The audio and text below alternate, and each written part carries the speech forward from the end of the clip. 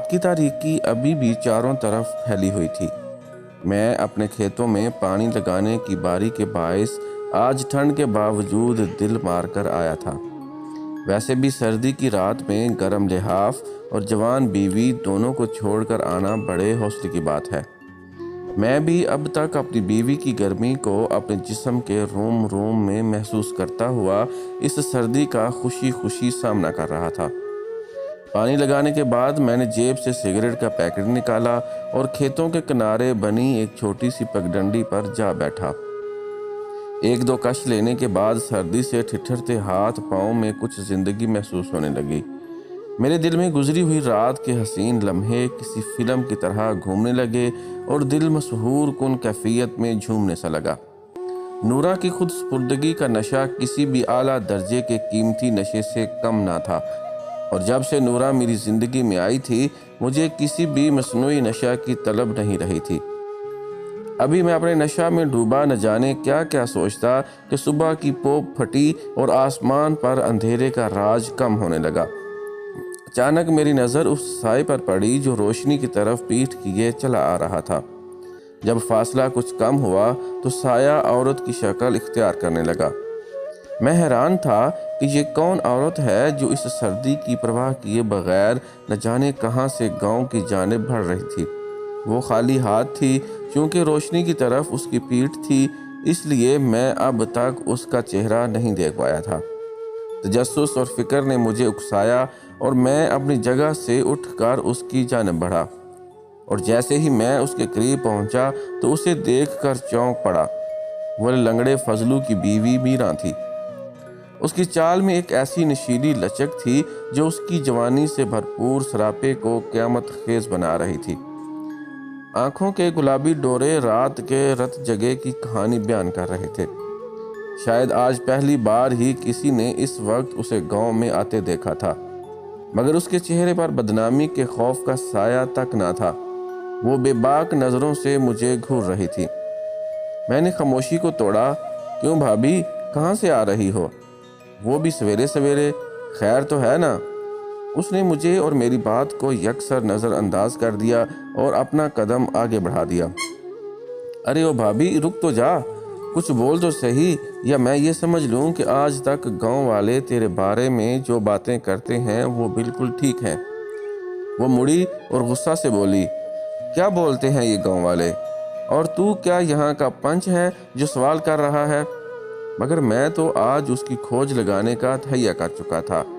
میں نے بغیر کسی تمہید کے اس سے پوچھا، آج تو یہ راز کھول ہی دے کہ تیرے دل کا راجا کون ہے، اور شاید یہی وہ راجا ہے جس کے لیے تو روز صبح سویرے فضلوں کی مار کھانے کو تیار ہو جاتی ہے۔ تجھے خوف بھی نہیں آتا؟ میں اس کے راستے میں بیچوں بیچ جا کھڑا ہوا تھا۔ وہ میری آنکھوں میں دیکھتی ہوئی گزر جانے کا راستہ طلب کرنے لگی۔ میرے کیے گئے سوال کا وہ یکسر نظر انداز کر چکی تھی۔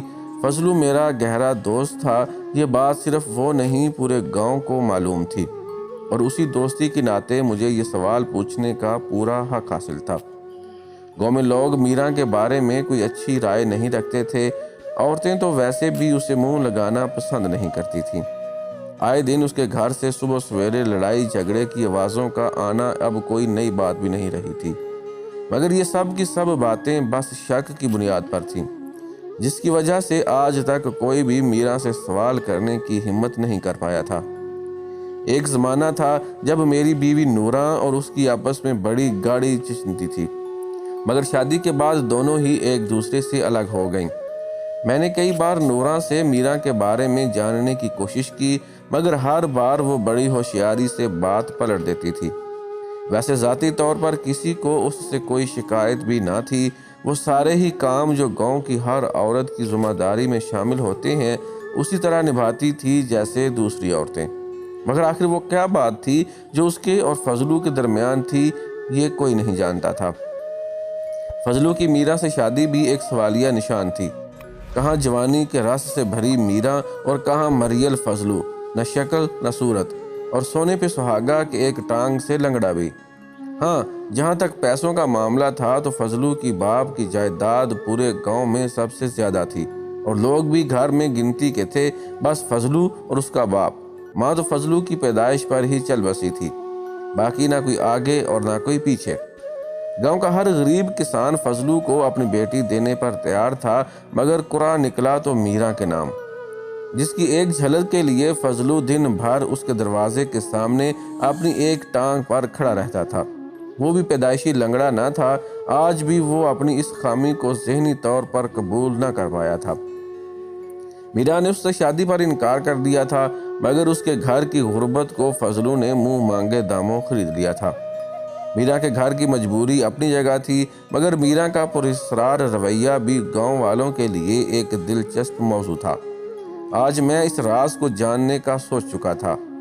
جب اس نے کوئی راہ نہ پائی تو راستے میں ہی بیٹھ گئی اور ایک گہری سانس لے کر بولی، تجھے مجھ سے کیا شکایت ہے جو میرے پیچھے پڑ گیا ہے؟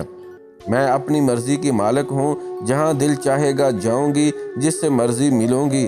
جب فضلو نہیں روک سکتا تو کون ہے؟ اس کا جواب تو تھا مکمل، مگر میرا تجسس بھی اپنی جگہ برقرار تھا۔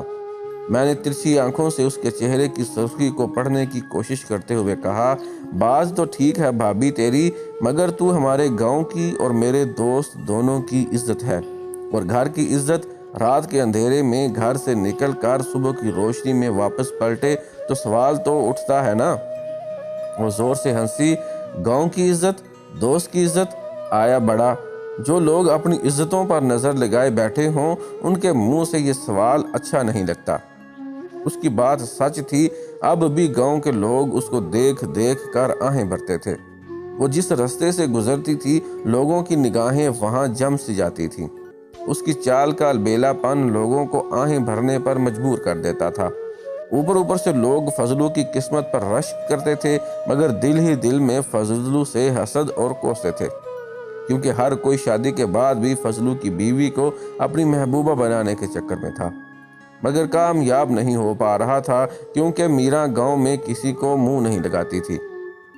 کیونکہ میرا فضلو سے شادی کے دن سے ہی نہیں بنی تھی، اس لیے گاؤں والوں کو اس پر شک تھا کہ فضلو کے علاوہ بھی کوئی اس کی جوانی کے مزے لے رہا تھا، ورنہ اس کی یہ رس بھری جوانی اور اس پر یہ مستانی چال فضلو سے ملن کے بعد تو آ نہیں سکتی تھی۔ سب اس بات پر متفق تھے کہ مگر وہ ہے کون؟ یہ ایک سوال تھا۔ میں جانتا تھا وہ اتنی آسانی سے قابو میں آنے والی نہ تھی۔ سورج کی پہلی کرن نے زمین کو چھوا، اس نے سورج کی طرف گردن گھمائی اور ایک گرم سی انگڑائی لی۔ اس کی آنکھوں میں رات کے نشے کا سرور، اس پر یہ گرم انگڑائی اور جسم سے اٹھتی ہوئی جوان خوشبو نے میرے ذہن سے نوراں کے وجود کو دھو ڈالا۔ میں ٹک ٹکی لگائے اس کے اس انوکھے روپ کو آنکھوں کے رستے دل میں اتارتا جا رہا تھا۔ ایسی البیلی نار اور ایسی جوانی کا عالم میں نے کبھی نہیں دیکھا تھا۔ آج پہلی بار مجھے بھی فضلو سے حسد محسوس ہونے لگا۔ مجھے اپنے آپ میں کھویا ہوا دیکھ کر وہ اٹھی۔ وہ کیا اٹھی، مانو ایک لمحہ کے لیے آنکھوں کے سامنے اندھیرا سا چھا گیا۔ میں بھی پھرتی سے اٹھا اور اس کا ہاتھ پکڑ لیا۔ اف، اتنی ٹھنڈ میں بھی اس کا جسم آگ برسا رہا تھا۔ میں اس کے سامنے، اس کے بالکل نزدیک جا کھڑا ہوا۔ اس کے جسم سے اٹھتی ہوئی گرم سانسیں میرے دل و دماغ کو مفلوج کر رہی تھیں۔ میں نے اس کے ہاتھ پر اپنی گرفت مضبوط کر لی، مگر اس نے کوئی مزاحمت نہیں کی، جیسے وہ میری اس کیفیت سے لطف لے رہی ہو۔ میں منہ اس کے کان کے پاس لے گیا اور آہستہ سے بولا، آج پہلی بار میں نے تجھ میں وہ بات دیکھی ہے جس کا پورا گاؤں دیوانہ ہے۔ آج سے پہلے میں نے تجھے صرف اپنے دوست کی امانت ہی سمجھا، مگر تو برف میں دبی وہ آگ ہے جس کو شاید میں ہی محسوس نہیں کر پایا۔ بس ایک بات کا جواب دے دے، وہ کون ہے جس کے لیے تو کسی ڈر یا خوف کو خاطر میں نہیں لاتی؟ اچانک اس کی آنکھوں میں سے ملن کا رنگ غائب ہو گیا اور اس کی جگہ قسمت کی بے ثباتی نے لے لی۔ آنکھوں میں سرخ ڈوروں کی جگہ نمی چھلکنے لگی۔ وہ بولی، میں جانتی ہوں تم فضلو کے دوست ہو، مگر گاؤں والوں کی طرح تم نے کبھی مجھے نظر اٹھا کر نہیں دیکھا، مگر آج تمہارا لب و لہجہ فضلو کے دوست والا نہیں۔ اس میں کوئی الگ بات ہے، کوئی الگ رنگ ہے۔ یہ جو آج تمہاری آنکھوں میں خمار سا ہے، یہ دراصل میرے ہی چہرے کی پرچھائی ہے جو تمہارے اندر بھی آگ لگا رہی ہیں۔ میں شرمندہ سا ہو گیا۔ وہ سچ بول رہی تھی، مگر سوال شاید اب بھی میری آنکھوں میں ٹھہرا ہوا تھا۔ وہ رکی، ایک لمبی سانس لی اور بولی، تم نہیں جانتے کہ محبوب کو کھونے کا غم کیا ہوتا ہے۔ تم اور نورا خوش نصیب ہو کہ تم دونوں نے ایک دوسرے کو چاہا اور ایک دوسرے کے ہو گئے۔ تم اس درد کو، اس تکلیف کو کبھی محسوس ہی نہیں کر سکتے کہ جب محبت روٹھ جائے تو اپنے دل کو منانا آسان نہیں ہوتا۔ میں نے بھی بہت جتن کیے اس دل کو منانے کے، مگر آخر جیت دل ہی کی ہوئی۔ اور جس کو تم خوف یا ڈر کہہ رہے ہو، عشق میں اس کی گنجائش ہی کہاں ہے؟ اور جب عشق اپنی انتہا کو چھو لے تو پھر یہ ڈر، یہ خوف کچھ نہیں رہتا۔ جو ہوتا ہے تو بس ایک وہی جس کی دل چاہ کرتا ہے، وہ چاروں اور اس کی طرف دائرہ بنا بنا کر رقص کرتا ہے، اور ایسے میں کسی کو ہوش، کس کو پرواہ؟ بس وہ ہی وہ، اور اپنا وجود صفر۔ اس کی دیوانوں والی باتیں میری سمجھ سے باہر تھیں۔ میں اپنی جگہ سن کھڑا تھا، وہ مست چال چلتی گنگناتی ہوئی دور سے دور تر ہوتی جا رہی تھی۔